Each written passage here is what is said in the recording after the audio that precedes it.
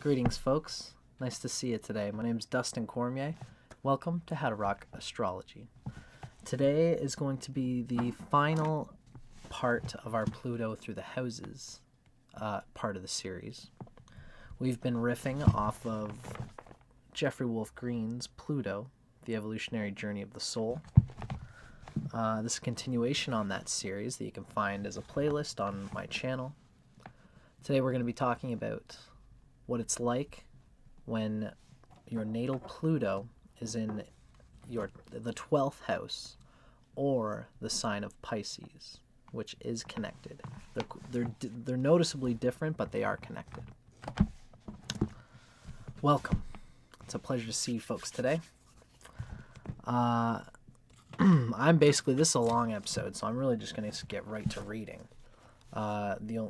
Usually with these episodes, I start by saying that this is a reading by Jeff Wolf Green.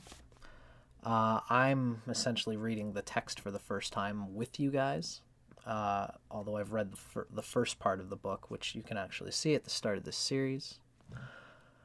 Jeffrey Wolf Green has his own particular way of dealing with the universe and with all everything related to karma and astrology. He takes it from the point of view of evolutionary astrology. It's backed by guys like Stephen Forrest and his daughter, Deva Green.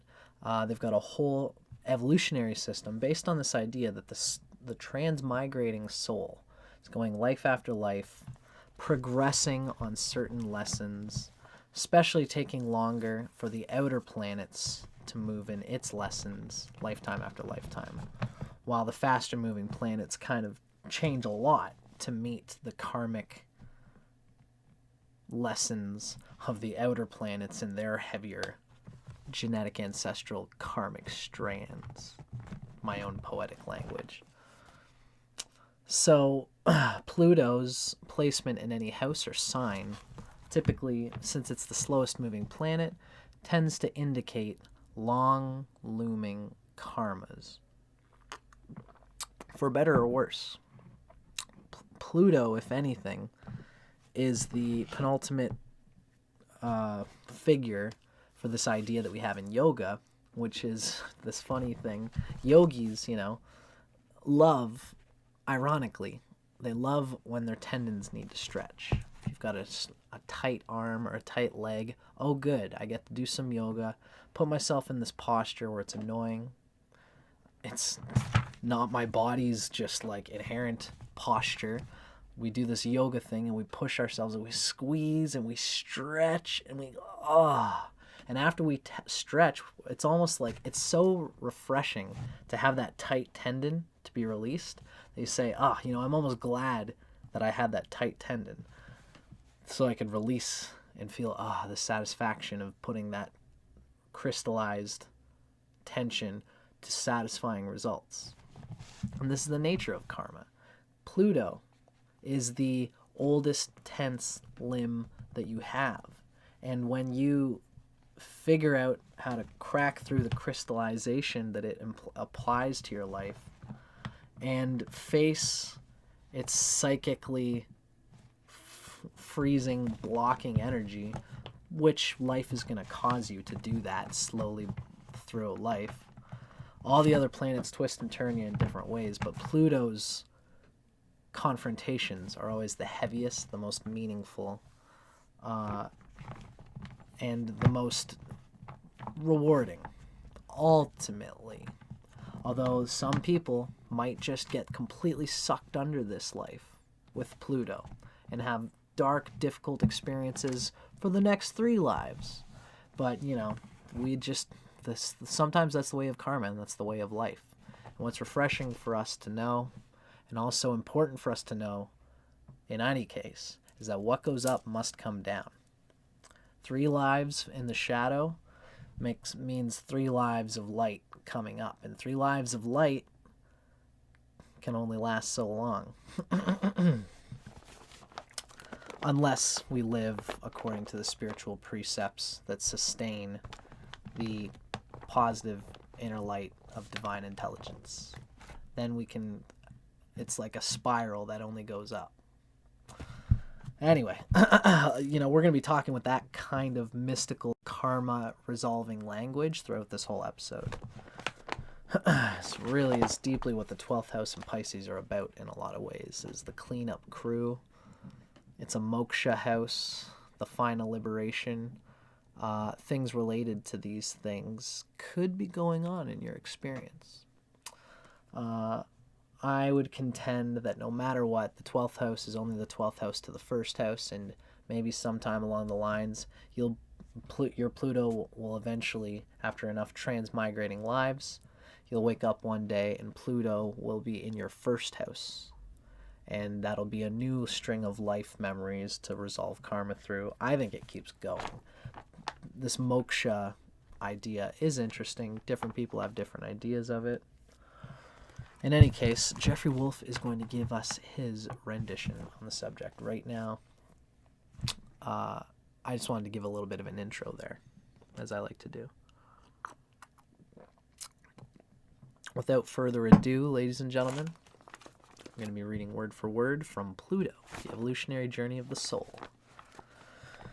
It's going to be a long video today, I presume, so sit tight, listen well, and keep your eyes and ears open for the funny, symbolic language that Jeffrey Wolf Green often uses. I'll try to support the text with my own interludes as much as I can, but this is a long one, so we're going to want to read mostly from the text.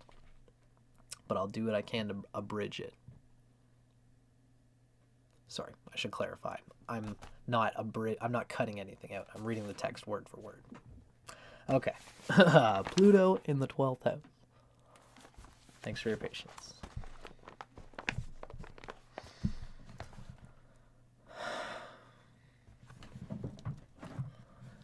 Individuals who have Pluto in the 12th house, or Pisces, have had the prior evolutionary intent or desire to align themselves with some type of transcendental belief system in order to realize the unity of all creation, and to see or experience their own individuality as an extension of the source of creation.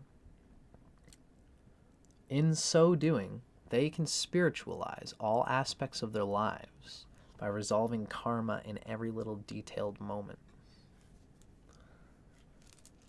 The 12th house rides on the 6th, just like the 6th rides on the 12th.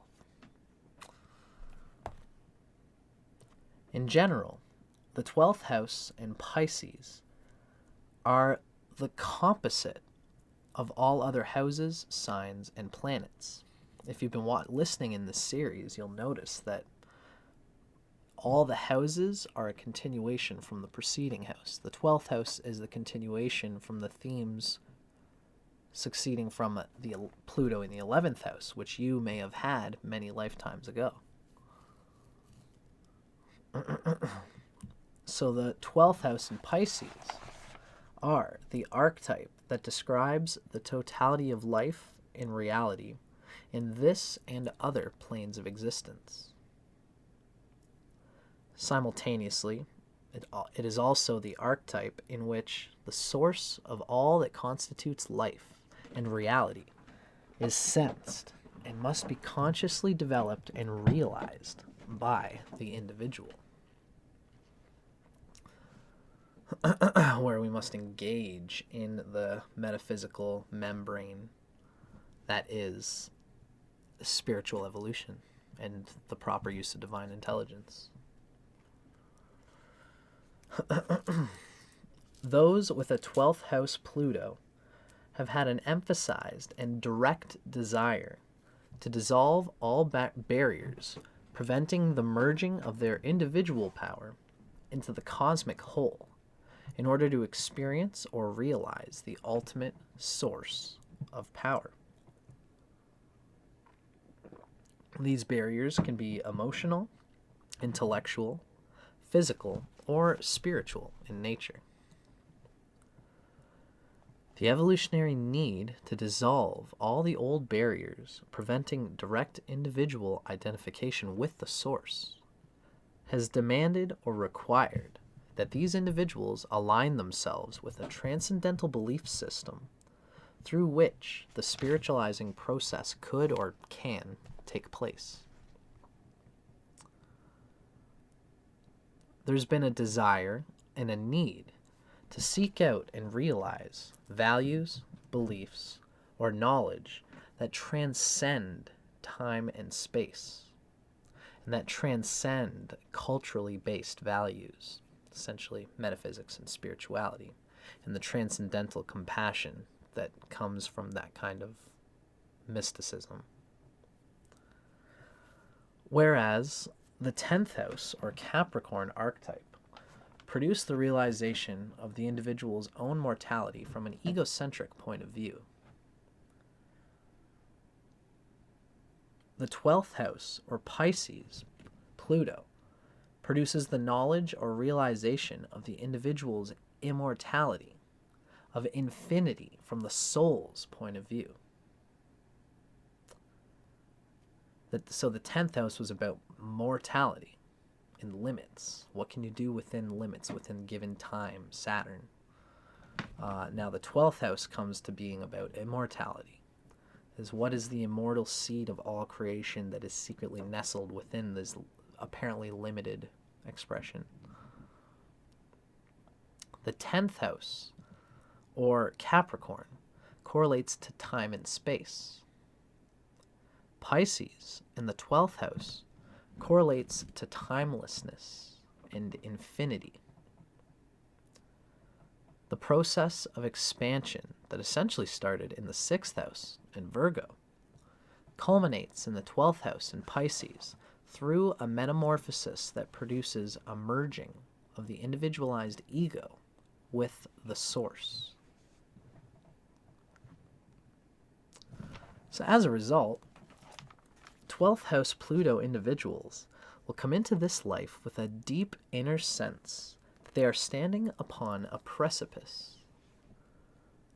Behind them is the light of the known, the known world, their past, and that which symbolizes culture, time, and space. And in front of them lies the darkness of infinity, the abyss, their future, and that which symbolizes timelessness and the universe. Standing upon the precipice, these individuals face choices as to which direction to go. Backward, forward, or to remain upon the precipice itself, paralyzed from moving in either direction.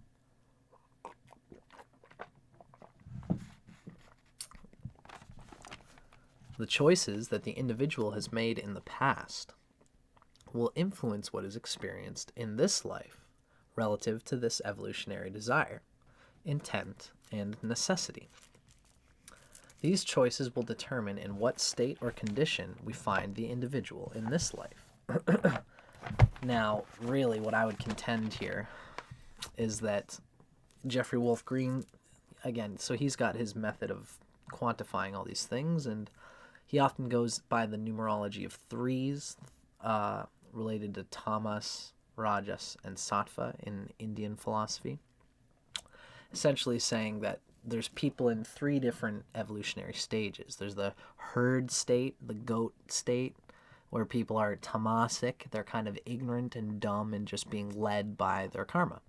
And those with Pluto in any house placement, in particular, those with Pluto in the 12th house placement, are going to deal with this nebulous spiritualization principle with absolute dumbness. They're going to be probably dogmatic towards religious things and have deep religious experiences maybe also, but not be able to quantify them, and they will get lost in a nebulous ether of hopeful mysticism, which can just completely clog up their actual life, because they feel like life is just this uncontrollable thing that they have no power over, and they just are. You can get really gummed up with this position in an unevolved state. Now, there are also people who evolve from that into the individuated state. This is the second stage, the Rajasic layer, where the passion of the individuated ego comes alive and says, hey, you know, I can actually stand foot in this, and I have power, and I have yogic ability to detach myself from too much attachment to sensations, and I can be my own center of power. I can control my own kundalini and all these things of the individuated ego space, which is better than being ignorant. The ahamkara is definitely a step above that animal dumbness, but the ahamkara, the I maker, that ego, is still the individuated state, the second stage. The third stage being sattva, one who lives by the realization that that nature, that the tamasic person on the bottom, they feel like it's out of control and out of their hands because there's a force that's pulling them around. Then the individuated state says, I have a hold on it. Then the spiritualized state says, it has a hold of me, and I am a willing channel for it. Whatever my spirit, whatever my dharma, whatever evolutionary intelligence has in mind for me, I am a channel for that, and I'm willing to experience it. Now, the person in the second state might wield the craziness, the karma, the pressure of life, the pressure of being a skin-encapsulated ego, and they might be able to fling it around, you know, pray here, but indulge here, and mix it around so that it's all pretty clean, and they get to go away scot-free with the Pluto in the 12th, having had some enjoyment, some spirituality, and they're doing their own thing and making their own way, and they don't gain or reduce too much karma in this life, and that's its own thing. That's its own path. But, you know, again, there's for whatever up, there's always a down. And the spiritualized people who have Pluto in the 12th are all up, being that willing channel. If they have the luck of many past lives, having lived, burned into their neurosystem, the faith and worship of something deeper than the physical cosmos. If you've burned that into your genes enough, then you're going to wake up in a life where you feel like it's natural to worship that transcendental principle, and you'll be blessed with a life that has suffering, which is the letting go of karma. And you'll seek that internal suffering and letting go of karma yourself, and you will find it. This is the moksha placement of this placement in the sense. The whole channel is turned towards positive karmic relief through suffering in this life for those who are in the spiritualized state of it. Sounds ugly, but it's much more beautiful than it might sound to us earthlings. Now, the choices that the individual has made in the past is what influences their experience in this life relative to the Pluto in the 12th house, evolutionary desire, intent, and necessity. We need to find out how the individual has responded to this prior evolutionary intent of this Pluto in the 12th house. Now, Jeffrey Wolf tells us that just like in all houses and signs, there's these two coexisting desires in Pluto, in the soul. One is to return to source, and the other is to separate from the source. And the coexisting desires interact to determine the individual's responses and drives. This source is meaning the creative divine intelligence within. We can be an absolute pure channel for that, but we also need to we are that infinite energy, the infinite potential. But we do need to individuate into finite forms in order to express them through concrete, realistic channels. That's the desire to individuate, to get away from the source and say, I am me. I am a job, which if I lost it, it would suck. I'm an enterpriser who has these little operations set up. I have a family, and if my kids died, it would suck. But that's a channel. That is a legitimate channel for this transcendental energy, and we need that. That is us desiring to separate from the source, whereas becoming the source again is just like a mystical letting go and dancing with the ecstasy of letting things go. And ideally, we want to be able to do both. Ideally, you want to dance. That's the main thing, right? But the desire to separate from the source, to not dance, to suffer, and to accept that gracefully, these are all things that are an important part of our lives. And, how we deal with this depends on our evolutionary level. So, with Pluto in the 12th house, Jeffrey Wolf continues, with Pluto in the 12th house, the very nature of the prior evolutionary need was to merge with or identify with the source of creation, to universalize or spiritualize. This is what you, having Pluto in the 12th, have been trying to do. There's an evolutionary need to merge and identify with the source of creation, to universalize, to spiritualize. Thus, the very essence of egocentric identification within the individual was being eliminated and dissolved. You're losing your sense of individuality because you're trying to identify with the omnipresent, omnipotent source. Trying to be a channel for it. A pure channel that is unattached to this and that and this and that and this and that. Any form or application of separation from the source has been subjected to this prior evolutionary pull to dissolve the separating desires. Let me just read this for one moment. Any form or application of separation from the source has been subjected to this prior evolutionary pull to dissolve the separating desires. So there's been an evolutionary progress going on where the desire to be an individual and the desire to be all things all the time, all at once, there's a desire to eliminate the duality there. The three primary reactions to this 12th house evolutionary process will describe choices that led to actions, and thus to the evolutionary and karmic conditions that these people will experience in this lifetime. So, it's hard to keep all this thread together sometimes, but Jeffrey Wolf is going to get more clear in these coming paragraphs. It's going to clarify the symbology that he just expressed.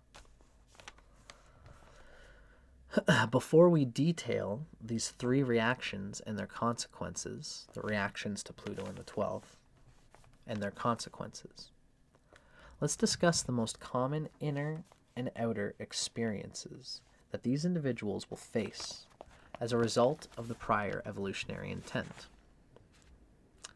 In general, most of these individuals have affected some degree of resistance to the evolutionary pull to merge, surrender, and seek identification with the source.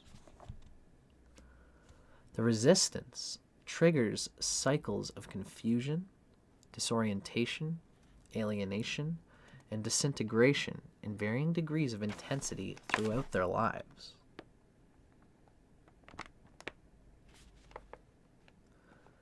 So there's a triggering of confusion and disorientation in that Neptunian 12th house way.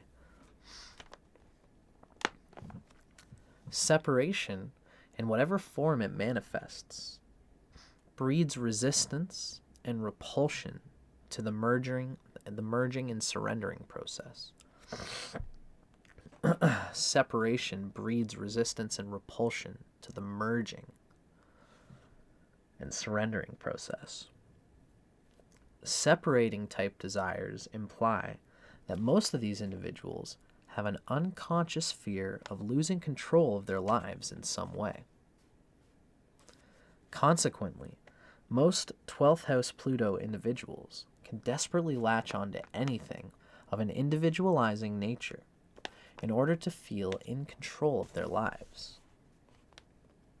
Yet, because of the evolutionary pull, they also experience the inner sense that whatever they have individualized and given personal identification to is not really them. So they can't really relate to it. There is something more, a missing link that they cannot put their finger on. On a cyclic basis, this inner sense intensifies and becomes more dominant in their consciousness. As this occurs, confusion, alienation, and dissociation take place. Deep inside these individuals will be an inherent feeling of diffusion and being unintegrated during these cycles. As a result, many will overly identify with a single element or aspect of themselves and will manifest everything else through this one aspect in order to induce a sense of individuality against the backdrop of inner diffuseness.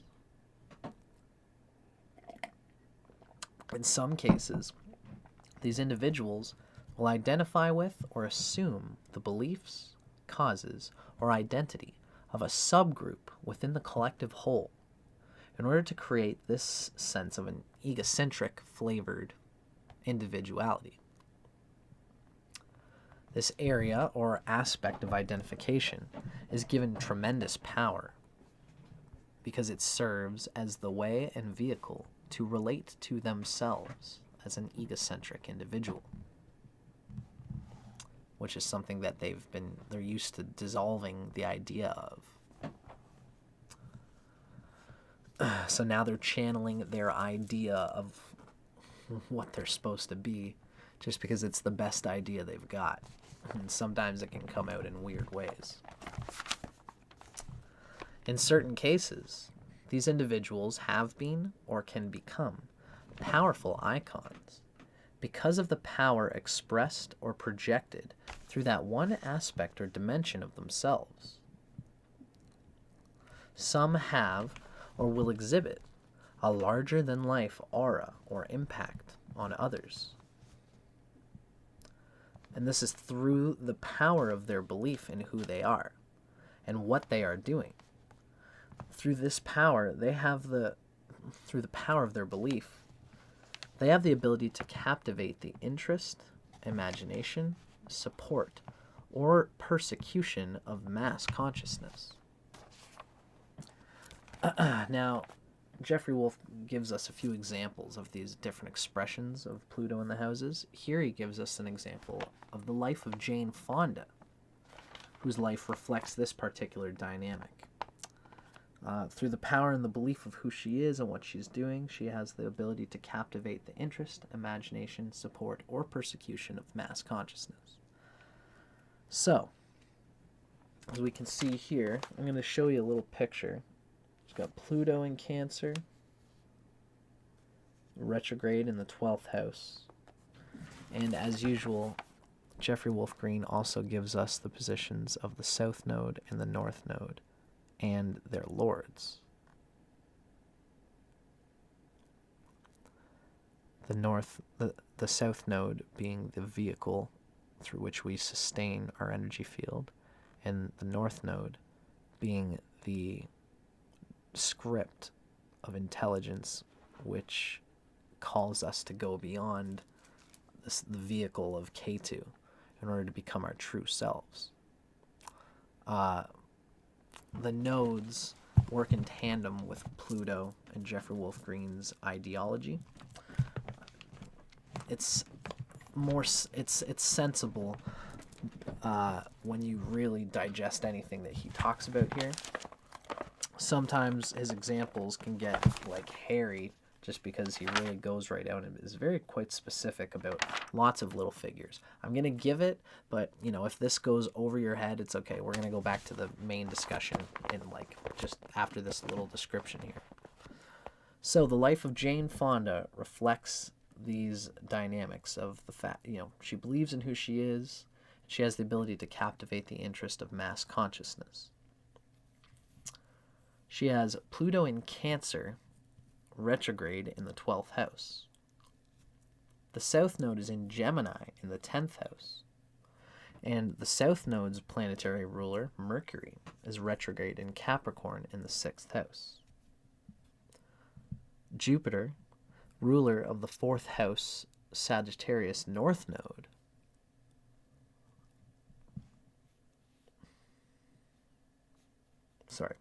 So Jupiter rules the 4th house Sagittarius North Node. Jupiter is in Aquarius in the 6th house, and that Jupiter in Aquarius is opposite to Pluto. Now, in the earlier part of her life, Jane Fonda identified with the anti-war movement during the Vietnam era. By focusing herself upon this social identification and movement, she became a spokesperson for it. Her journey to North Vietnam during the height of the war brought her social persecution or praise, depending on which side of the issue each individual identified with. Pluto in the 12th, very interesting. Especially in Cancer, with that whole foundation, ancestral, race, country vibe. Now, Jeffrey Wolf continues. Overly identifying with a single aspect of the self induces compulsion, because at least that one aspect is familiar and known. To change this way of relating to themselves threatens to induce the unknown. Consequently, it threatens a loss of egocentric control and therefore personal insecurity. Yet, the evolutionary impulse to dissolve such personal limitations will necessarily create confusion, disbelief, disassociation, and alienation from the one aspect of themselves that these individuals have most identified with. During key cycles, 12th house Pluto individuals will experience as essential. Oh, sorry, this is a grammar problem here on their part. During key cycles, 12th house Pluto individuals will experience an essential implosion, leading to a breakdown or disintegration of some aspect of their identity or beliefs. As the implosion process intensifies, they experience an essential confusion and disorientation. The realization dawns, is it really me? Or, that's not really me. Or, there's more than this. As the process unfolds, these individuals experience a progressive sense of being out of control or losing control of their life. Furthermore, nothing immediately replaces that which is being dissolved. Feeling out of control, lost, and confused, they are forced to experience cycles in which nothing means anything, and they don't have the power to make their life mean anything. It's like an existential nihilist crisis. Some will thrash and convulse in a compulsive and panicky attempt to resurrect an old meaningful pattern of relating to themselves and to life in an attempt to return to the light of the known world, i.e. the past. These reactive compulsions are not only desperate, but doomed to failure. They may work for a time, but in the end they will dissolve into meaninglessness. Wandering in confusion, many of these individuals will magically experience a metamorphosis in which a new thought, realization, a dimension of themselves, or a new way of relating to themselves and life emerges from the soul. This process seems to occur of itself, and it's not a product of the individual's egocentric deductive mental process. These new patterns and thoughts that emerge out of the soul spontaneously, intuitively, empathically, organically, they are actually inspired by, you guessed it, divine forces, divine sources, I should say. Although many of these people would not consciously acknowledge or identify it as such. The new situation is simply born of itself.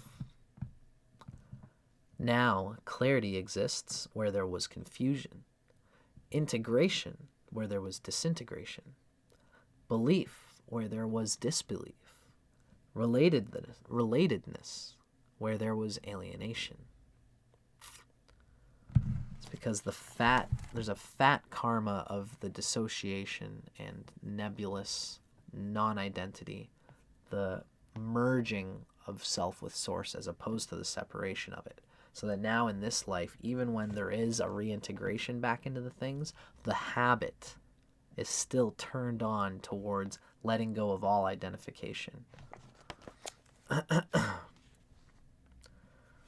Now, this process of losing integration and then coming back into an integrated, sudden emergence of a divine source of self from within.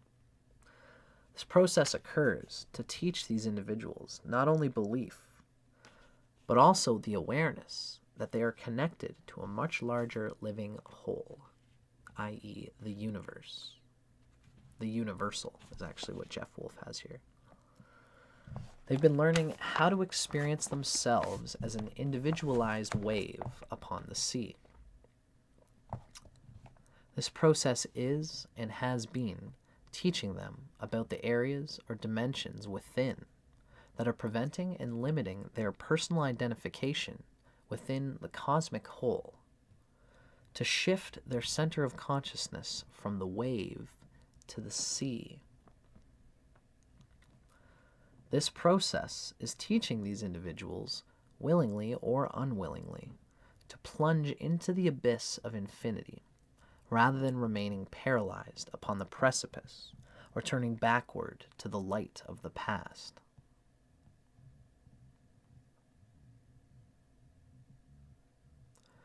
In plunging into the abyss of infinity, 12th house Pluto individuals are learning the lesson of faith, that the fear of individual dissolution or surrender to a higher power than themselves is only a delusion of separating desires reflected through the ego.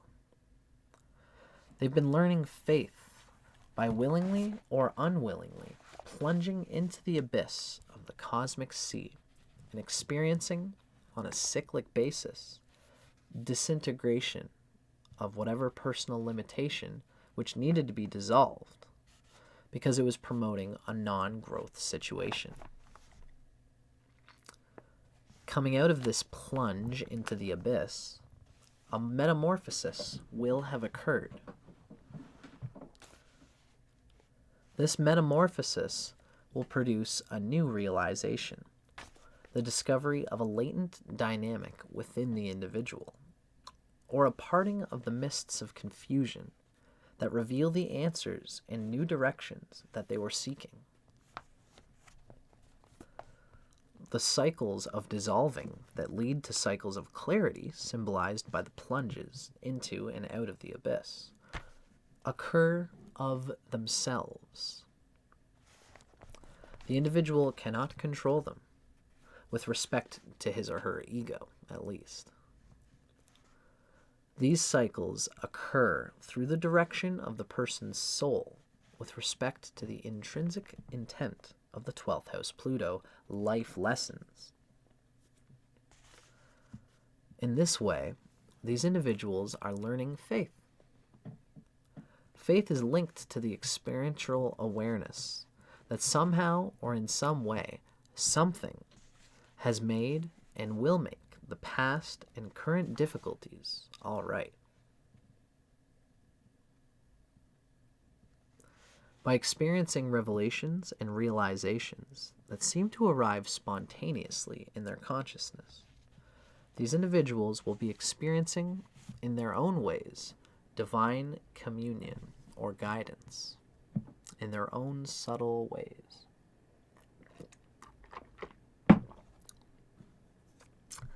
What's beautiful about these individuals is that they spontaneously act on a behavior, not just an illumination or an understanding. Sometimes they act despite understanding, and that's part of where the powerful mysticism can come through this person if they're willing to understand that level of it.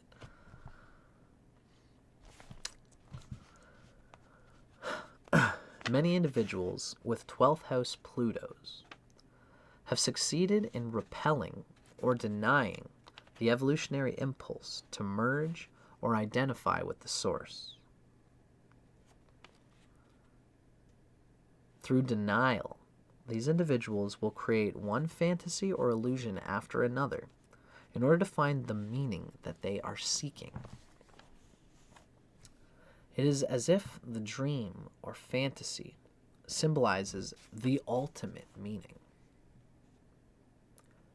The denial force reflects the desire to separate from the source. The actual nature of the dreams or fantasies are conditioned by the specific kinds of separating desires that these individuals have. Because all 12th house Pluto individuals are seeking a sense of ultimate meaning in their lives, these dreams and fantasies are given tremendous power. Right, for better or worse. They are glamorized and distorted out of proportion. They become very real to these individuals and are focused upon in a singular kind of way. They become potential experiences through which the individual will seek to discover him or herself. These fantasies and dreams can become potential experiences for two reasons. One, the desires inherent in Pluto translate into a personal will to actualize those desires. In the context of the 12th house, this process teaches the individual that he or she is a co-creator of reality in relationship to the ultimate source. The power to actualize these dreams and fantasies is thus linked to visualization and belief. This is still the first option, the first reason. If the individual believes in the dream or fantasy enough, the power of visualization and affirmation, intrinsic to Pluto in the 12th house, it will come true. So this is one reason why the Plutonian 12th house fantasies and dreams can become potential experiences. The first reason is that the desires in Pluto translate into a personal will to actualize these desires. And they push it in their minds enough, impress it in their minds enough, and the universe morphs itself to fit the vision that the seeker seeks. The other reason why these fantasies and dreams can become potential experiences is because the fantasies can teach the individual about the nature of his or her dreams and delusions. An important point to remember is that these dreams and fantasies can seem very real to these individuals, either as they are creating them in their consciousness or as they are actually being lived out. Even to an outside observer, the actualization of these separating type dreams and fantasies that the 12th house Pluto individual creates will seem very real. An observer would be hard-pressed to see or understand that these realities are actually based on illusions and dreams because the individual has succeeded in actualizing them. They are living them out. As such, they constitute the basis of the person's actual or concrete reality because they seem so real. Of course, just because something is physically real doesn't mean it's not psychospiritually a delusion or just a blip in time that really never meant anything to the eternal soul. Let's use a case history to illustrate this point. This following individual has Pluto conjunct Mars in Leo in the 12th house. Right? Pluto conjunct Mars in Leo in the 12th house.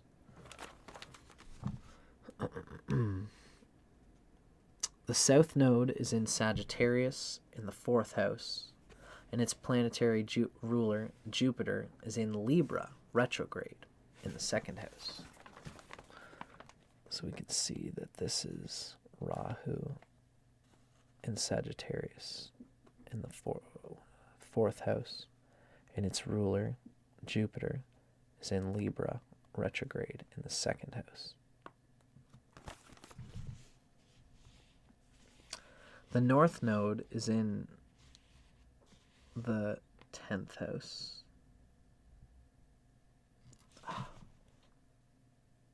So sorry for all those who are watching. I know a lot of people will just be trying to keep these symbols together. It really sucks when I mess up like this, but that's actually K2, the south node in Sagittarius in the 4th house.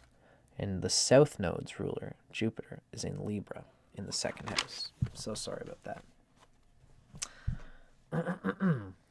Now, the north node is in the 10th house in Gemini.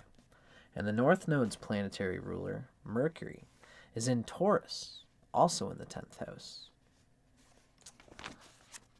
And it's actually up there with the sun, which is important because it's the ruler of Pluto and Mars. All inside that 10th house, where the north node is. A 7th house Pisces moon squares this nodal axis, and it's in conjunct to the Pluto and Mars in the 8th house, or the 7th house, rather. Right. Got it. So this individual is in the individuated evolutionary state. They're in the 2nd phase where they've got a little bit of ego. They can stand up for themselves. They're starting to put energy into their self-realization, albeit like not from a spiritual understanding place, but just from their intelligence is building after however many lifetimes. So they are in the individuated evolutionary state.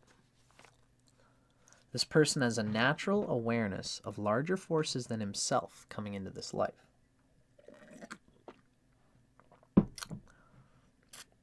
Yet, he also had strong, unconscious fears of being pulled too far into the abyss, of committing to the conscious development of his intrinsic spiritual need and nature. He had an unconscious God complex, wherein he expected reality to revolve around him.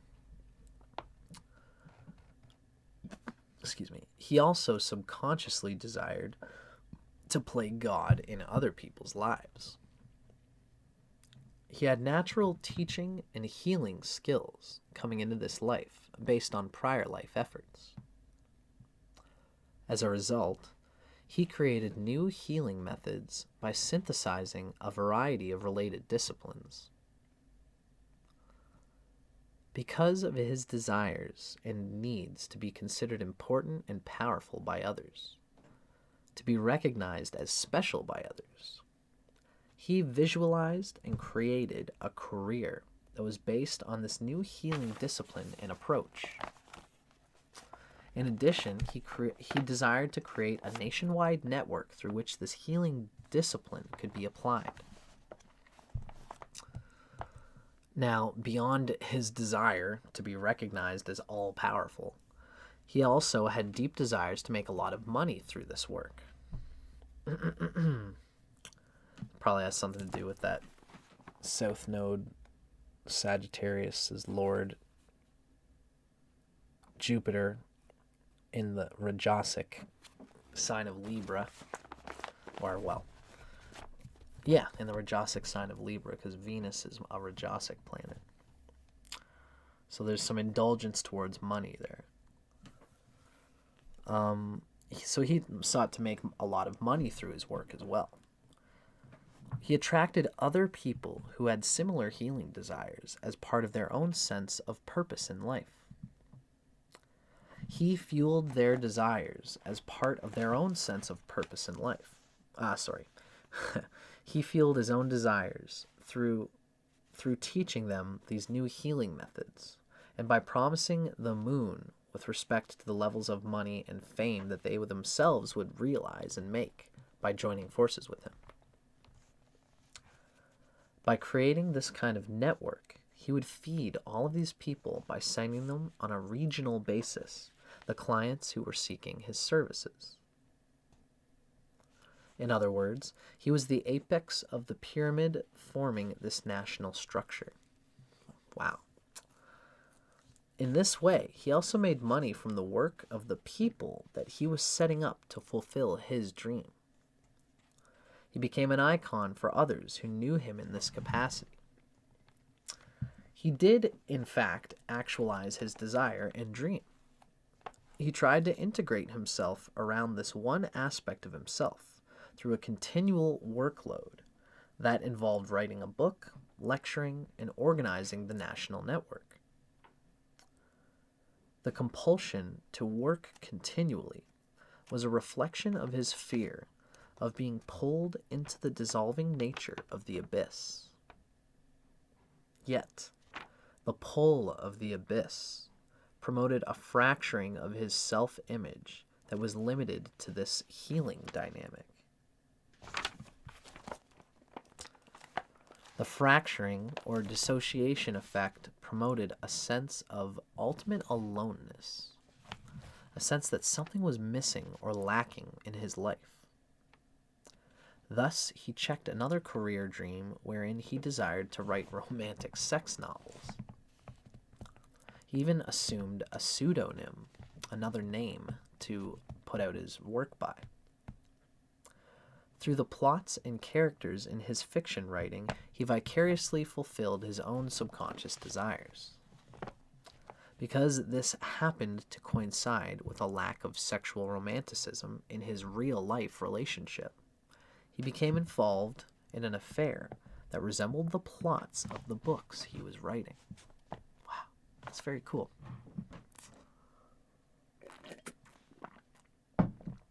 Now, this individual did, in fact, materialize his subconscious desires and dreams, right? They seemed and were very real to him and others. He had no conscious realization that he was avoiding and or fearing a merging of himself with the source. He had no conscious idea that he had the desire to play God, or that he felt ultimately alone. In fact, he felt quite to the contrary, a common problem with most 12th house Pluto individuals. They have a difficult time recognizing the actual basis of their dream realities because they're living them. They're hard to recognize because the motives and fears that create these desires and these realities are quite unconscious. Yet, because these desires are separating by nature and are not the result of a conscious direction that is based on an inner relationship with the source, the realities that are created are destined to fail in some way. The dream balloon will pop and reality will strike.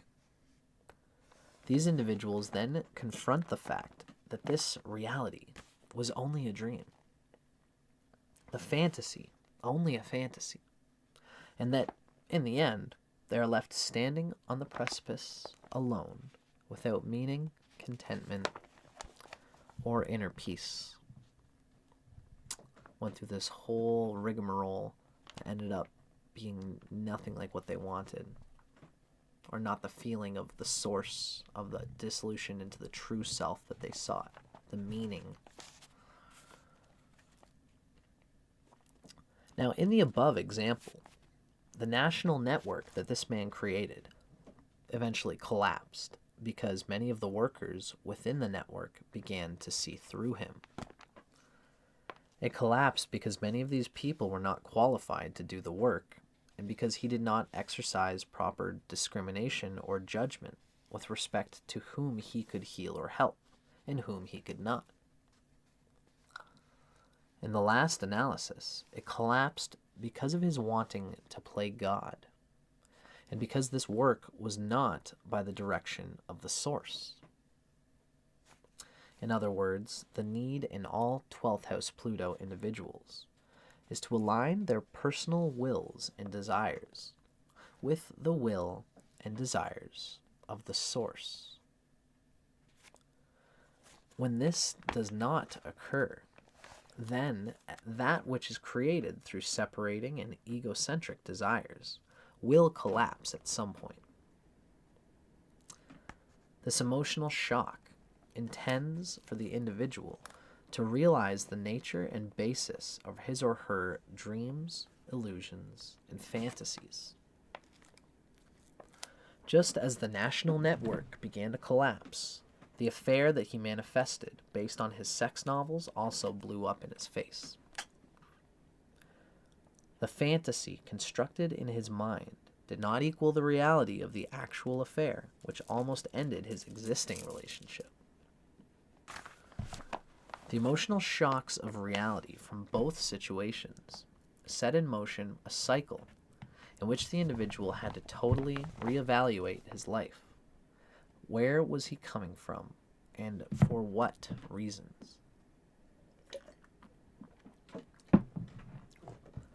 The compulsive chasing of the dream can last many lifetimes, because the dreams and fantasies are limited only by the power of the individual's own imagination. At some point in the evolutionary process, however, these people will exhaust their separating and avoidance-oriented desires, and an ultimate weariness will descend upon them. Disillusioned, they will finally turn to the source to face the abyss of infinity and seek a relationship to the cosmic whole. In this exhaustion of separating fantasies and desires that issue from a deluded imagination, all 12th house Pluto individuals will one day realize the old spiritual axiom that life is but a dream. As the wave upon the sea must return to its source, the ocean, so too must all of us return to our source. Once these individuals come to this realization, they will become divinely inspired as to the nature of their real identity. And they can also become divinely inspired to fulfill some type of mission on behalf of us all.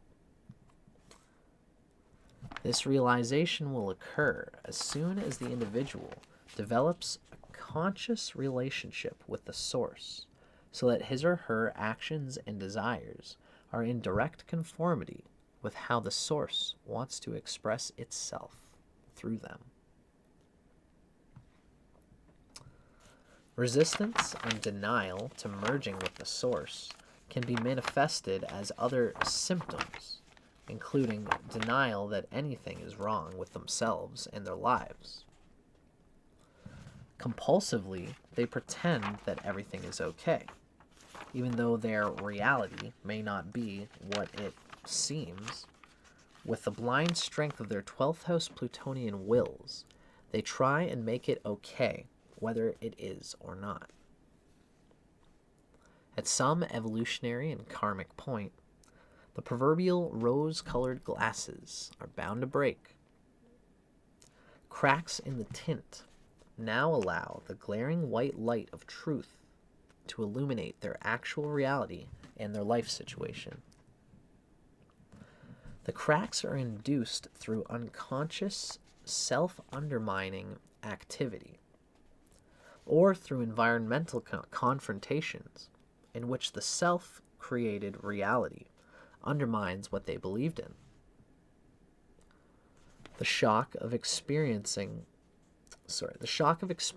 reality creates the necessary disbelief, disassociation, confusion, and alienation that enforces the awareness as to how the person was hung up, of that which was actually unreal.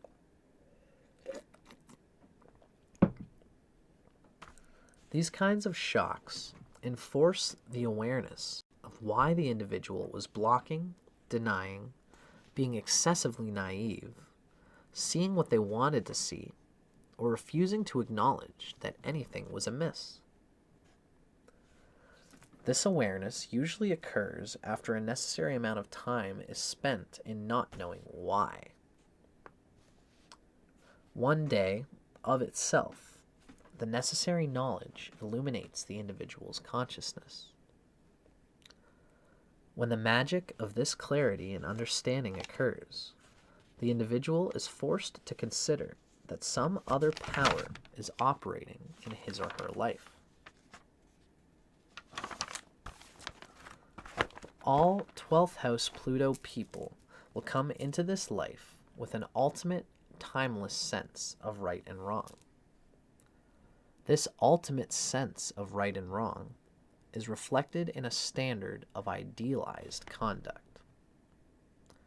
This standard of idealized conduct manifests itself in varying states of conscious development within these individuals, depending on their evolutionary state. In most, it is sensed as a deep inner feeling of how things should or could be. This inner sense has developed because of the prior evolutionary intent to seek identification with a transcendental truth or reality. As a result of this prior evolutionary intent, all these individuals judge themselves, others, and life in general in reference to this idealized standard of conduct. When their own actions, or the actions of others, or humanity's actions, do not reflect this standard, they will commonly judge themselves, others, or humanity in a negative way, as measured against the ideal. Because of the dual desires in the soul, the desire to return to the source competes with all the separating desires that are manifested as dreams and fantasies of an escape or avoidance nature with respect to merging with the source. Thus, these individuals will, on a cyclic basis, judge themselves in relation to what they should have done or should be doing. As a result, many Pluto and the 12th people exhibit an intense self-induced persecution because of their perceived inability to do the right thing, to conform to the idealized standard of conduct, whose ultimate root is based in the evolutionary need to merge with the source. Consequently, many will also persecute or judge others relative to their own weaknesses or shortcomings. Many have drawn lifetimes of persecution upon themselves in order to atone for their guilt for not doing the right thing. This condition serves as the basis of projection, wherein they can judge and persecute others for not doing the right thing according to the 12th house Pluto individual's standard of idealized conduct. Some who have drawn lifetimes of persecution upon themselves will come into this life with an ultimate sense of victimization and martyrdom. They will feel that life is beyond control, or that they are at the mercy of forces beyond their control. Some of these victims will compulsively avoid or escape reality through drugs, alcohol, or any avoidance-oriented activity. This prior life karmic condition usually reflects the fact that these individuals have desired to undermine and erode the illusion of power from an egocentric point of view. To undermine and erode the illusion of power from an egocentric point of view. Many will have abused power from an egocentric point of view before, hence the God complex.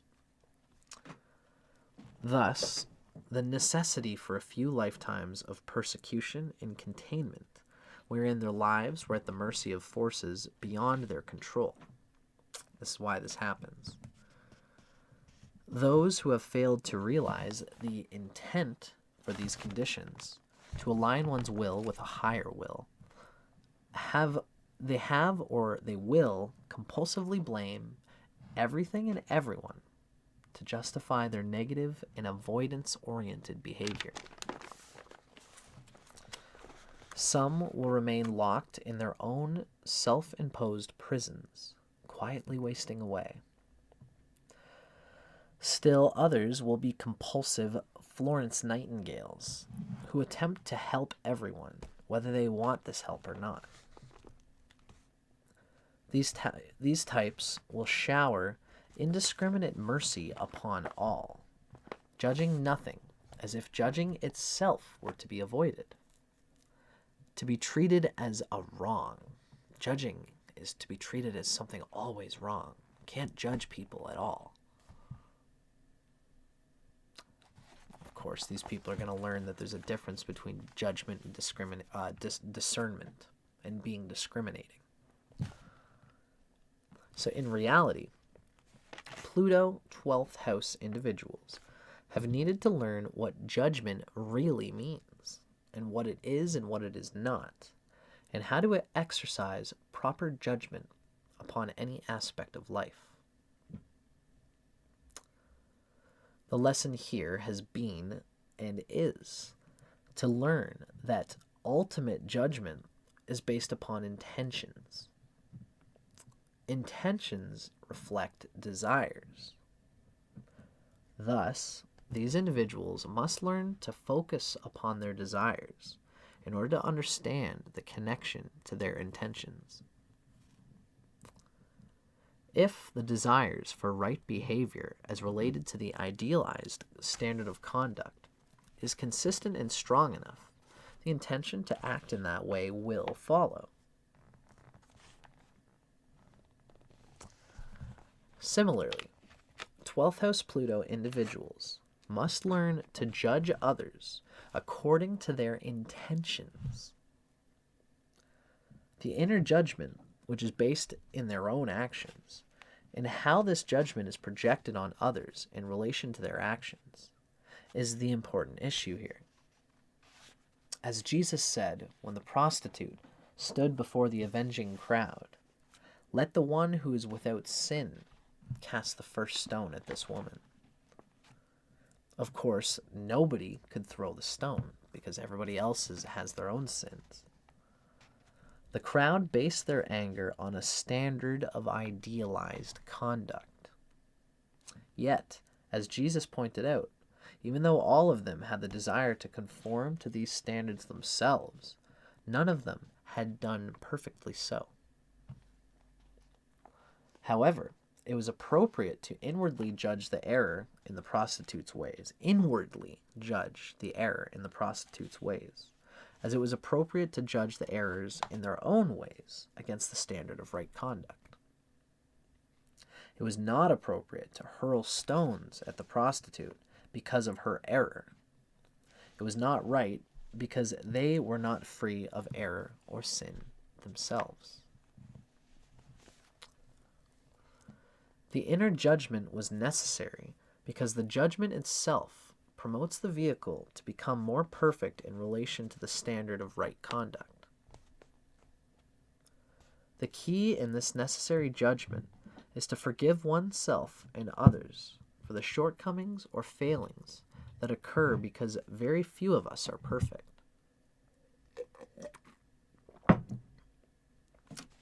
The intention and resolve to become perfect, to improve, is the ultimate standard upon which all of us must be judged by ourselves, others, and the source. Some great philosophical stuff here, even beyond the Pluto and the 12th house thing. It's important to exercise this kind of judgment on ourselves. In the same way, 12th house Pluto individuals must utilize an ultimate standard of conduct in order to recognize the incorrect desires and behavior of others, so that they do not reflect, assume, or manifest the wrong behavior of others through lack of necessary judgment and discrimination. Concerning others, these individuals must learn not to express judgments upon others unless asked. Unless asked, the best strategy is to mentally affirm change for them. Some who have been karmically destined to play the role of a martyr or victim in order to realize their own lessons in judgment have left us with inspiring testimony to this kind of 12th house truth concerning judgment and forgiveness. Jesus, of course, is a paramount example. Forgive them, Father, for they know not what they do. Anne Frank, another example, wrote in her diary, "In spite of everything, I still believe that people are really good at heart."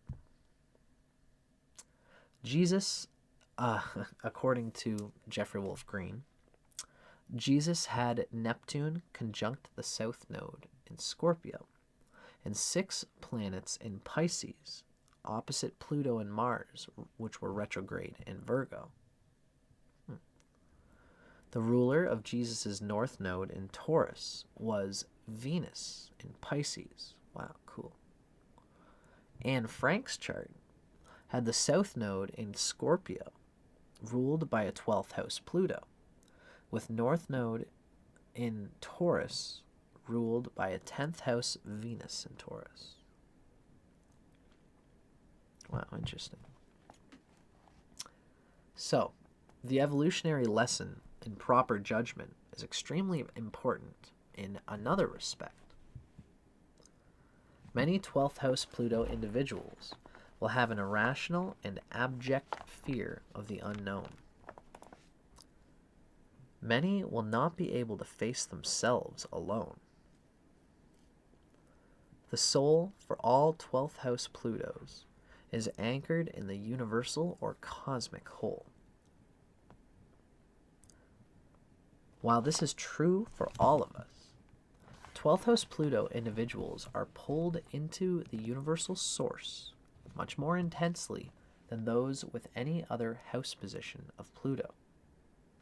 It is their emphasized and intensified bottom line. Consequently, many will experience this pull as a deep inner vortex, like a black hole in the universe that threatens to consume them in the abyss. Fearing dissolution and loss of control, they can manifest all forms of aberrant behavior. Acute paranoia, neurosis, schizophrenia, and phobias are extreme manifestations. Less acute symptoms they include intense nightmares, sleepwalking, fear of closing their eyes, they can't be alone, always talking, intense escape or avoidance patterns, They always have to be doing something until physical exhaustion overcomes them. And they have a refusal or a denial of anything they don't want to hear, touch, feel, experience, taste, or smell.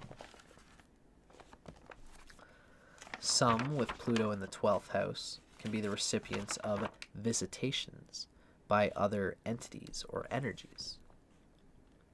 Or they can experience feelings, emotions, moods, thoughts, or desires of unknown origins.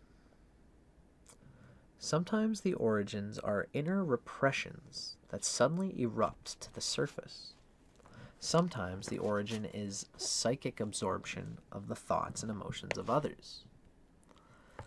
And sometimes the origin is derived from promptings of otherworldly forces or entities.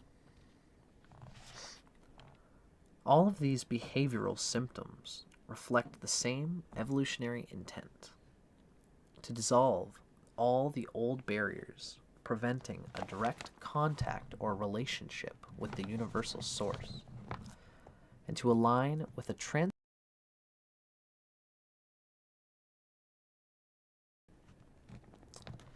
In worst-case scenarios, the resistance to this process will produce insanity, possession, or total disintegration and fragmentation. In a few, it will manifest as the Jesus syndrome. Individuals who are totally deluded and intoxicated by their own egos, and who consider themselves to be God.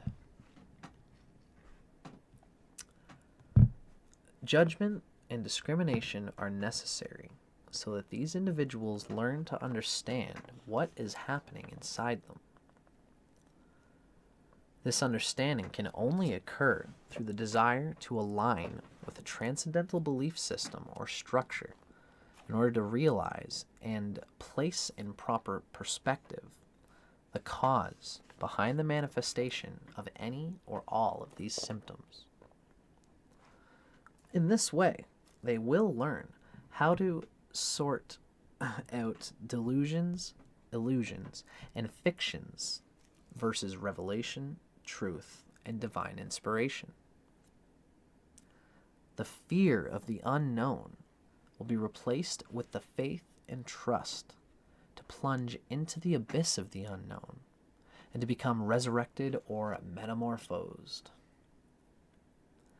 In so doing, the fear that some of these individuals have of being dissolved into nothingness or non-existence will evaporate, because you'll see simply that it was so much ado about nothing. With the bottom line anchored in the universal, some who have positively responded to the prior evolutionary intent will come into this life as natural psychics, channels, or mediums.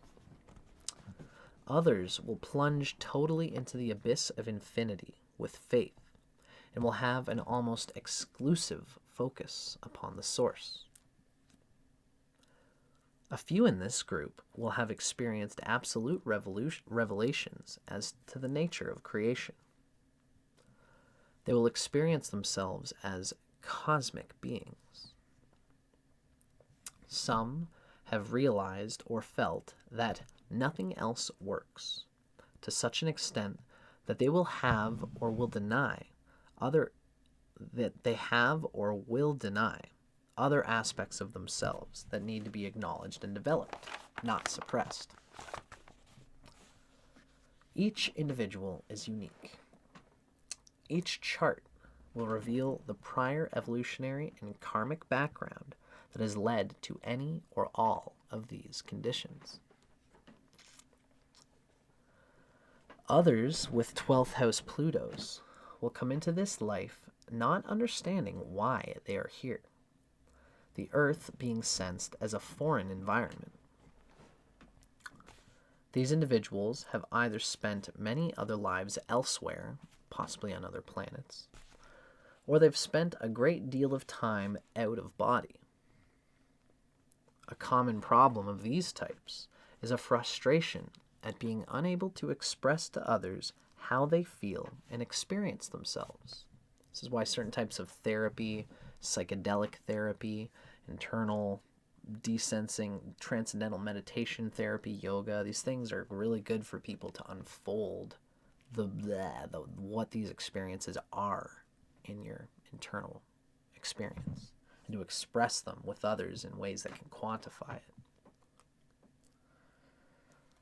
Some 12th house Pluto individuals have had a series of lifetimes of utter withdrawal from the world itself. This withdrawal could have occurred in monasteries, prisons, in the wilderness, and so forth. The prior intent was one of self-contemplation within the universal whole. Sometimes this withdrawal was enforced against the person's will through confinement in order to enforce the same lesson. In cases of forced confinement, the element of karmic retribution must be considered and evaluated as to the reasons why. All 12th house Pluto individuals will have a highly stimulated pineal gland. As Manly Hall points out in the Occult Anatomy of Man, this gland was called the occult gland in other cultures and times. Located above the spinal column, in the middle of the brain, this gland secretes a naturally transcendent chemical substance called melatonin. Just as the ingestion of LSD, for example, will alter the state of consciousness, so too does the pineal gland, through the secretion of melatonin, change the state of consciousness. It's interesting. Jeff Wolf's talking about this particular subject at this time in the 80s. The pineal gland is stimulated by light entering the retina of the eyes. Because this gland is highly stimulated or active in these 12th house Pluto individuals, they can experience, on a cyclic basis, altered states of consciousness. The process is a naturally spiritualizing one. Yet, for those who have not consciously desired to pursue and develop their spirituality, this process can produce the negative psychological symptoms mentioned above. Right. Yeah, the pineal gland awakening, if you don't go through the proper yogic structuring of a awakened, spiritualized life with good food and good habits of all sorts, awakening your pineal gland is just going to piss that potential energy away. Now, from a physiological point of view, melatonin produced from the pineal gland sensitizes the entire organism. By sensitizing the brain, i.e., consciousness, the individual's neurological and electrical impulses are sensitized or attuned to higher vibrations, impulses, or knowledge of a transcendental nature. This substance sensitizes through sharpening all of our natural anatomical sensors to any stimulus: touch, taste, hearing, smell, and seeing.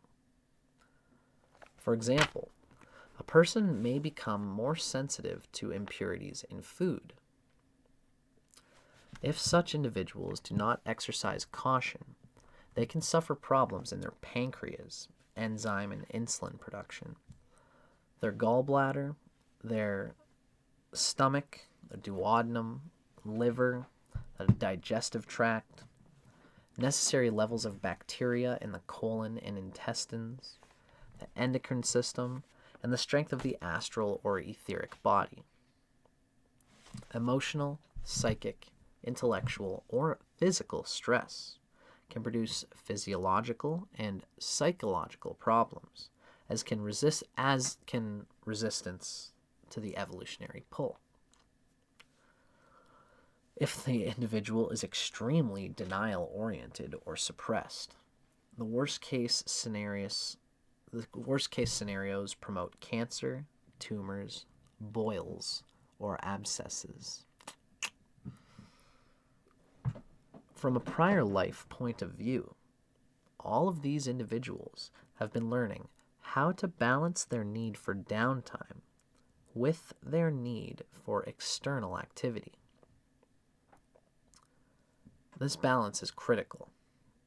Too much of either can promote emotional distortions of all kinds, loss of perspective, loss of a center of gravity, and psychic distortions. Because it has been so very easy for these individuals to lose touch with themselves, it has also been easy to lose awareness of the need for this balance, and also of when to retreat or seclude themselves and when not to. Losing touch reflects the dissolution process, the over-identification with an aspect of themselves, or the chasing of one fantasy or dream temptation after another. The balance point or rhythm is ever shifting and never the same. This shifting occurs because these individuals have also been attempting to live in the eternal now, the moment as it reflects the past and future simultaneously. Thus, it has been and is important. Thus, it has been and is important to develop an ongoing inner attunement or awareness as to the shifting nature of this rhythm for inner and outer activity, and to act accordingly. If these individuals try to follow this need as it occurs, then they will develop a consistent clarity or understanding at all levels of themselves and their worldly activities. This is because they are in harmony with themselves and the universe. The Chinese philosophy of Taoism reflects this necessity in the concept called Wu Wei. Simply translated, Wu Wei means non-action, or action in non-action. If the individual develops a conscious awareness as to the need of any moment and acts accordingly, then one's actions are in harmony with what is required in that moment. Thus, there's no action, because action implies acting upon the moment from an egocentric point of view. It's the Taoist thing of the one who is like, there's a great book called the Tao Te Ching. It's full of Lao Tzu's wisdom. And he says that the Tao is like a river. It's opening and the water is flowing through, and we see the water flowing through, but it's actually mindless, simple, pure, and all it is doing is opening to the force of water which is coming through it. And in the same way, the true Taoist, the true person living according to this 12th house principle, is acting, but there is no action. They are behaving, but there is no behavior. They are breathing, they are sitting, they are talking, and yet there is nothing but the river. Now, the three most common reactions to this prior evolutionary intent and the related karmic conditions that occur because of these reactions can be simply stated as follows. So I'm going to, this is our three tiers again. There's the herd state, which is tamasic and unconscious and ignorant. There's the second state, which is the individuated state. It's egoic, it's passionate, it's attached, it's full of desire, it's egoic, egocentric, rajasic. And then the third one is sattvic. It's impassioned, but still joyful. It's cultivated a sense of the wisdom of where that spiritual impulse ought to be discerningly and intelligently channeled. So these are the three different ways of reacting to Pluto in the 12th. Number 1, the herd state. Some 12th house Pluto individuals will have rejected or repelled the evolutionary desire through the strength of their egos, thus turning their backs on the abyss.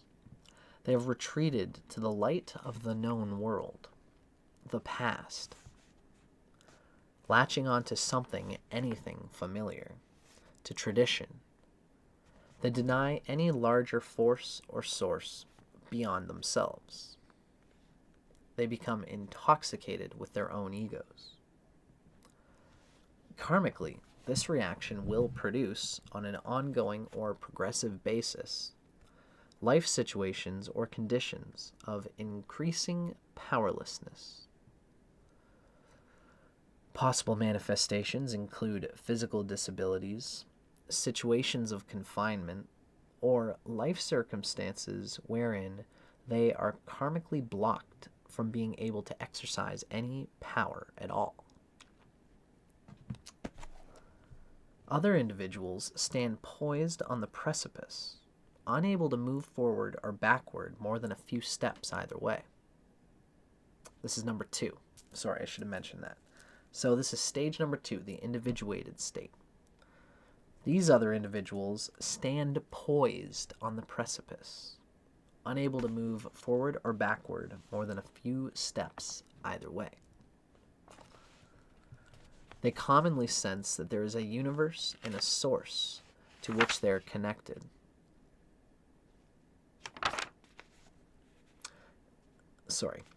These people commonly sense that there is a universe and a source to which they are connected, yet they're still bound by compulsions and the fear of going too far into it. There's usually a subconscious resistance to submitting to a higher power than themselves.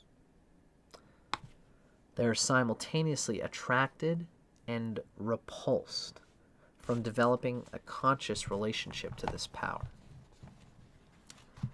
Thus, they practice their own kind of nebulous spirituality. In some, the need to develop their spirituality is only acknowledged in moments of extreme crisis when all else fails.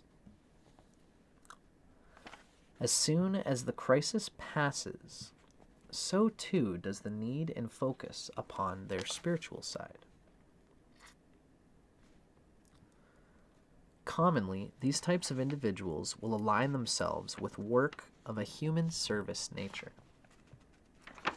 Karmically, they will experience alienation, emotional difficulties or disruptions, work-related problems, psychic disturbances, cycles of utter meaninglessness, emptiness or futility, disillusionment, and divine discontent, in order to induce a more active development of the evolutionary intent. A more active development, an engaged development with the process of this evolutionary intent. Some of these individuals will be highly creative icons who can transform our own vision as to the nature of the world. An amazing number of the world's most gifted actors, writers, and composers have had Pluto in the 12th house. Now, that was the first herd state, and now we've just heard from the second individuated state of consciousness. Now, number 3, the third batch of people who have Pluto in the 12th. These individuals have faced the abyss and, with faith, taken the plunge. In this way, they have allowed themselves to be dissolved from all the old barriers and egocentric limitations, and to be totally unconditioned from cultural or social identifications, societal identifications. So they're born unconditioned from all identities. They have been reborn as an individual through whom the source was and is expressing itself. In other words, the center of the individual's consciousness has shifted from the individual wave to the greater ocean of the source. Becoming at one with the source, these individuals simply do the tasks and duties that they are asked or destined to. Some will have very specialized missions to perform on behalf of all of us. Karmically, they are rapidly becoming freed from any further necessity to be on the earth plane. At some point, they will not return to this plane unless they so desire, or they are asked to do so by the direction of the source and its agents, to be brought back as a bodhisattva. Very interesting idea. Now, reactions 1 and 3 are not common. Reaction 2 is by far the most common. Of course, these 3 distinct reactions can intertwine as an individual ebbs and flows with the inner and outer conditions of life. Individual evolutionary and karmic conditions will help aid our comprehensive understanding as to how and why each individual has reacted and is reacting to this prior evolutionary intent.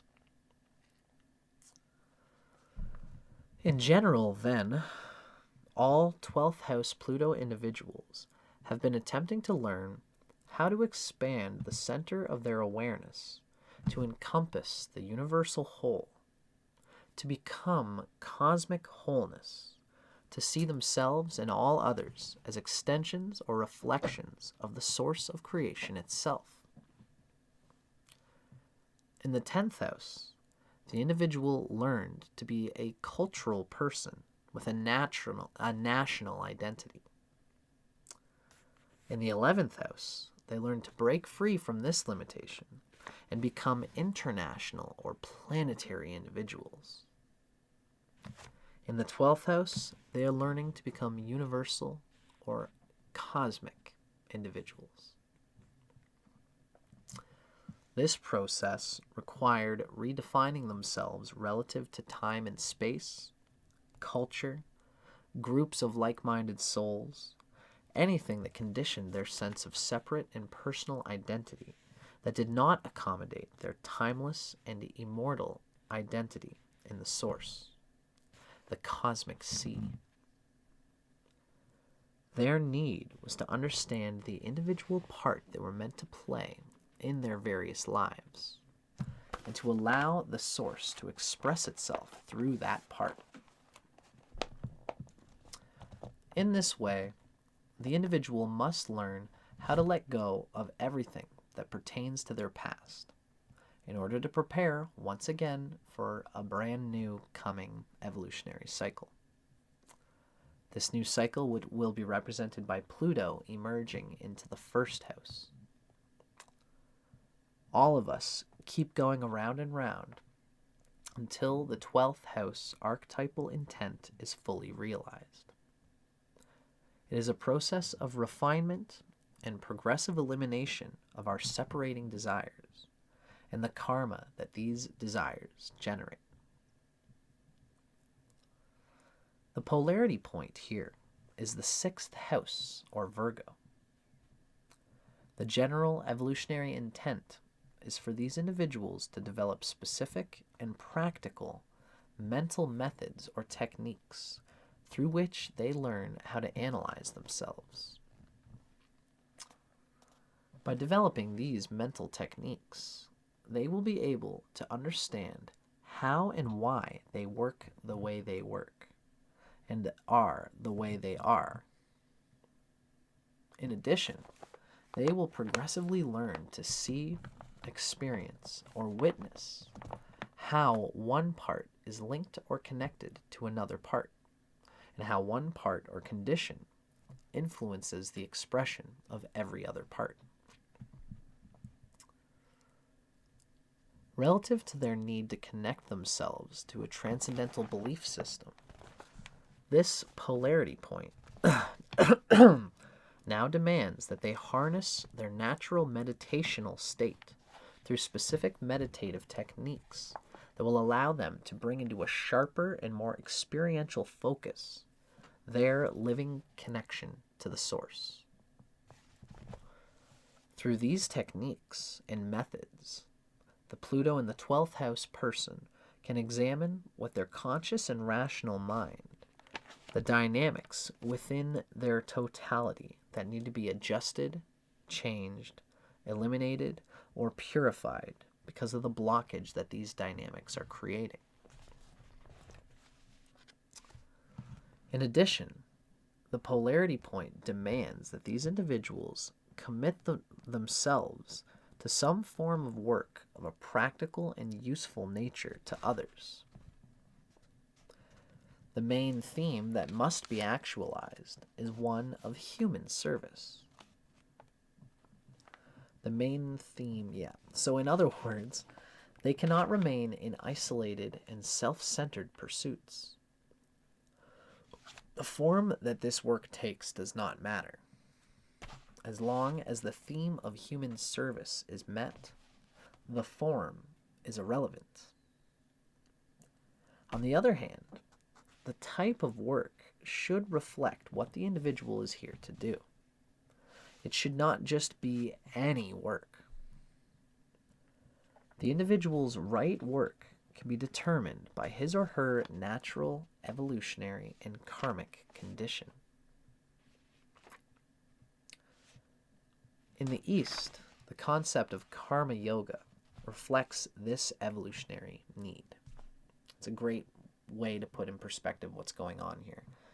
Karma yoga means that the individual must identify his or her right work relative to his or her natural capacities and tendencies, karmic actions, and their attunement to divine will.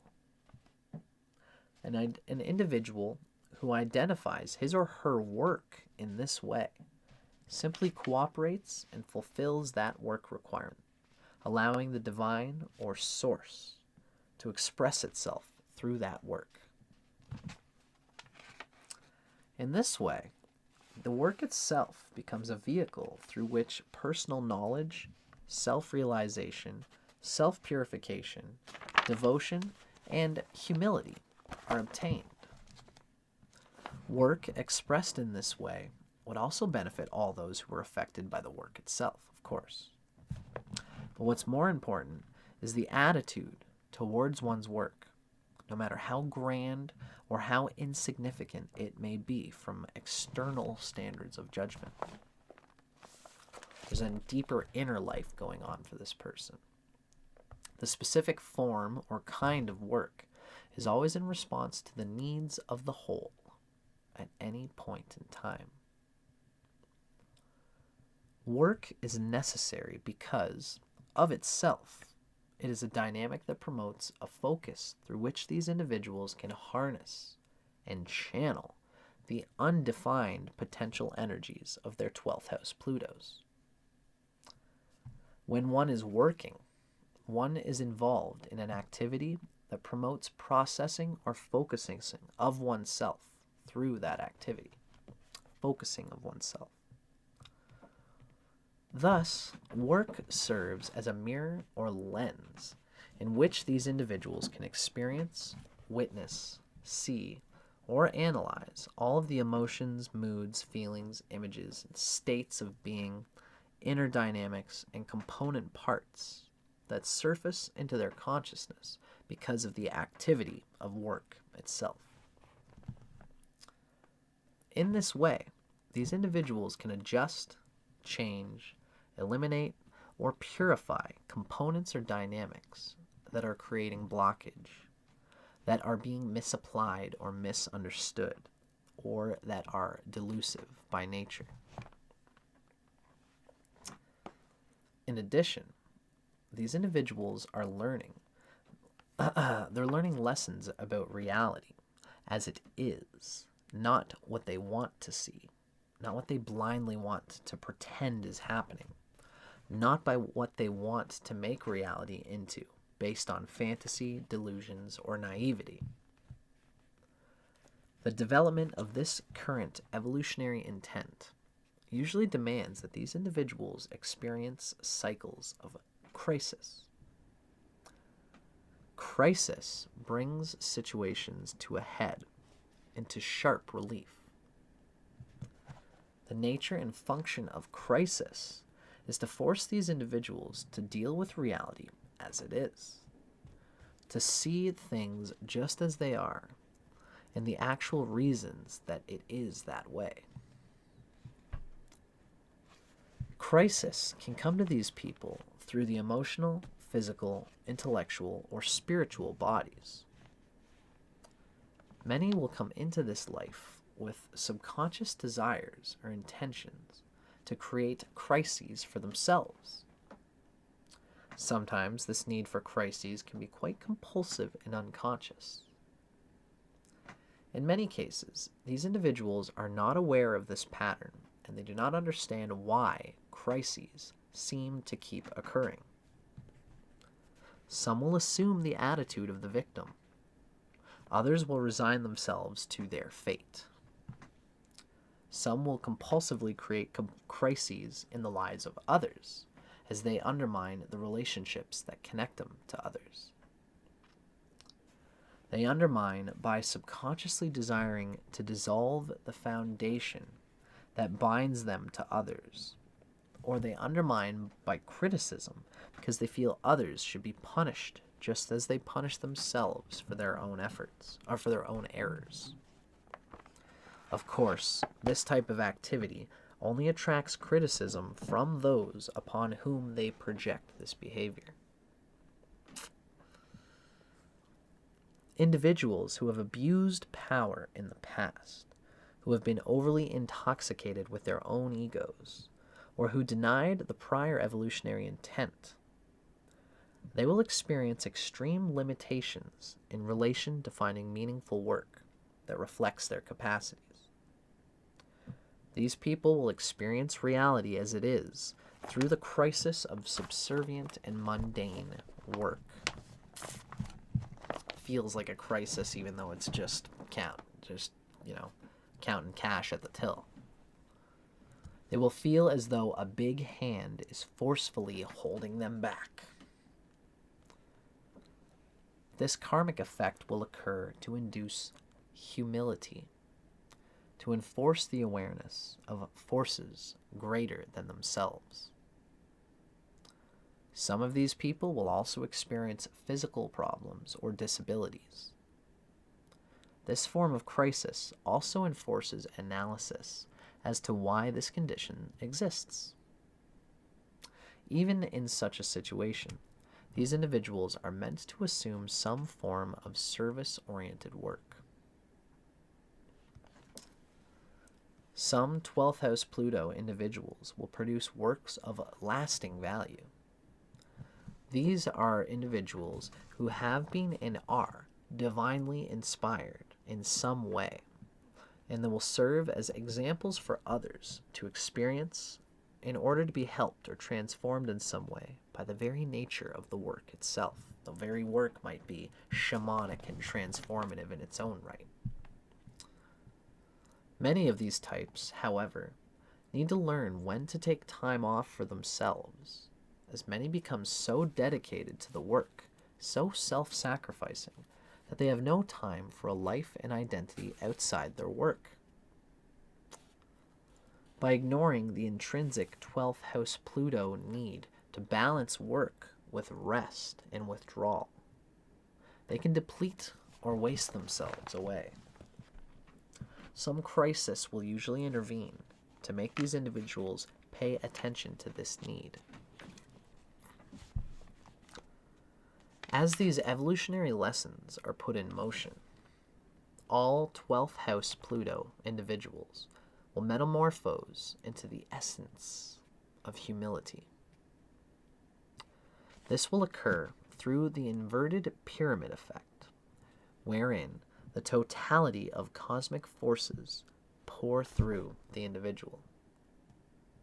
They will reflect an inner illumination that can light the way for others.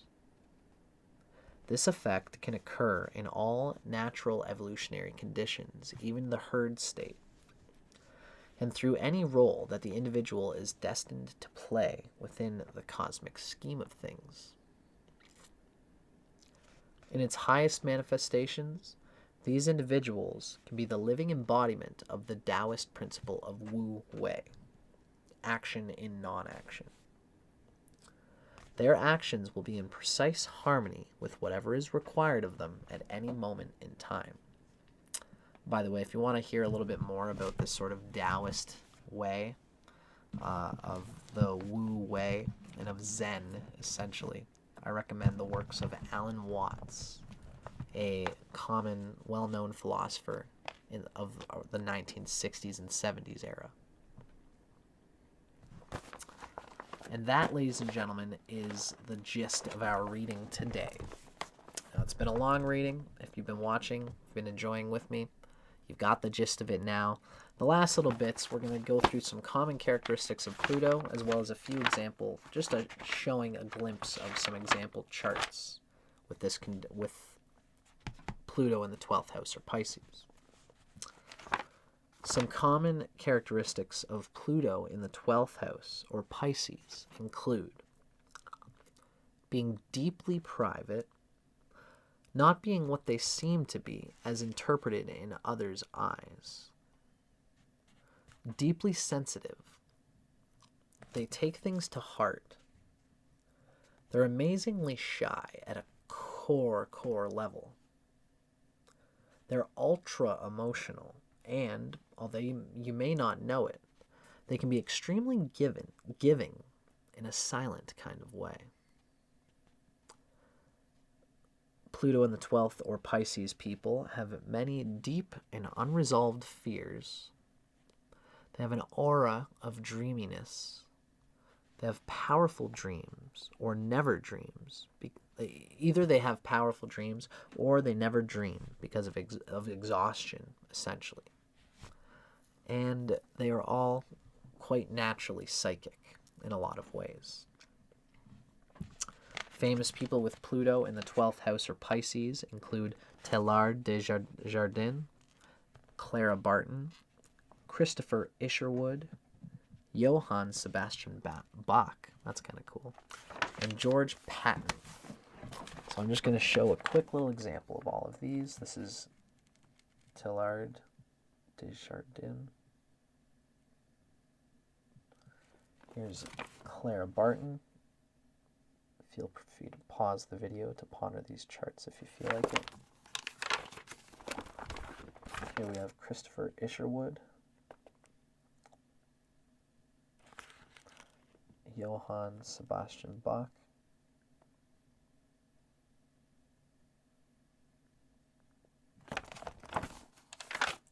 and the last one is George Patton.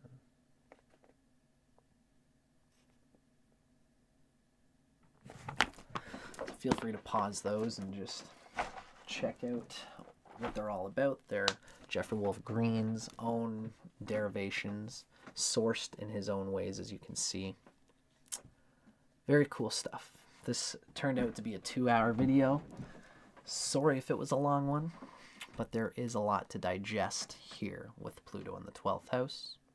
I'm going to sign off now just because I'm tired and I don't think there's really much more to be said.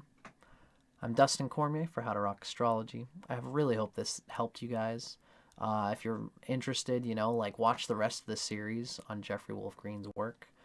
His daughter has a deeper analysis of the evolutionary consciousness of Pluto. Stephen Forrest's work also furthers evolutionary astrology through the vein given in these readings. Feel free to check all those guys out as well. If you enjoy how I do my thing, feel free to drop me a like. Let me know in the comments if this video did you some good. And feel free to subscribe because I've always got more videos coming out.